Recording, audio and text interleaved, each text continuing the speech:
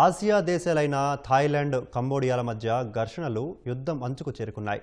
గురువారం ఉద్రిక్తతలు తారాస్థాయికి చేరుకోవడంతో ఇరు దేశాల బలగాలు ఫిరంగులు, రాకెట్లతో పరస్పరం దాడులు చేసుకున్నాయి.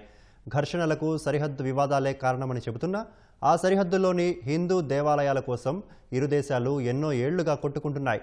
ప్రధానంగా ప్రముఖ ఆలయాలు ఉన్న ప్రీహ్ విహార్, టమోన్ థోమ్, టమ్యూన్ థోమ్ ఉన్న పర్వతాలు, అరణ్యాలు కలగలిసిన ప్రాంతాల కోసం దశాబ్దాలుగా ఇరు దేశాల మధ్య తీవ్ర పోరాటం జరుగుతోంది.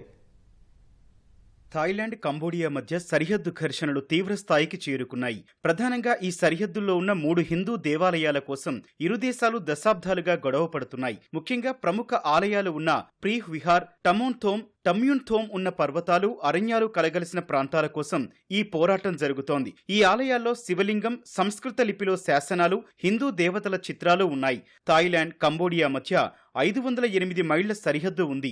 దీనిలో అత్యధిక భాగాన్ని ఫ్రాన్స్ పాలన కింద ఉన్నప్పుడే గుర్తించారు. రెండు దేశాలు శాంతియుతంగా కలిసి ఉంటున్నప్పటికీ సరిహద్దుల్లో మాత్రం తరచూ ఘర్షణలతో రగులుతున్నాయి. వీటిలో 9వ శతాబ్దానికి చెందిన ప్రీహ్ విహార్ కీలకమైంది. ఈ శివాలయాన్ని ఖెమర్ పాలకులు నిర్మించారు. డాంగ్రెక్ పర్వతాల శిఖరం థాయిలాండ్కు అత్యంత సమీపంలో ఉంటుంది. ఈ ఆలయం కంబోడియాకు చెందుతుందని 1962లో అంతర్జాతీయ న్యాయస్థానం తీర్పునిచ్చింది. దానిని థాయిలాండ్ అంగీకరించింది. కానీ ఆ దేవాలయం కేంద్రంగా స్థానిక సెంటిమెంట్లు తరచూ వివాదాలకు కారణమవుతున్నాయి. కంబోడియా విజ్ఞప్తి మేరకు 2008లో ఈ ఆలయాన్ని యునెస్కో ప్రపంచ వారసత్వ సంపదగా గుర్తించింది. దీనిని థాయిలాండ్ తీవ్రంగా వ్యతిరేకించింది. కంబోడియా నాడు చూపిన మ్యాప్లో 4.6 చదరపు మైళ్లను ఆక్రమించుకున్నట్లు ఆరోపించింది. అటు థాయిలాండ్ దేశ పరిధిలోని సురిన్ ప్రావిన్స్ లోని టమోన్ థోమ్, టమ్యూన్ థోమ్ ప్రాంతాలు కూడా ఇరు దేశాల మధ్య వివాదాస్పద ప్రదేశాలుగా ఉన్నాయి. థాయిలాండ్ సురిన్ ప్రావిన్స్ లోని ప్రసాద్ టమోన్ థోమ్ అనే మరో శివాలయం కోసం కూడా రెండు దేశాలు గొడవ పడుతున్నాయి.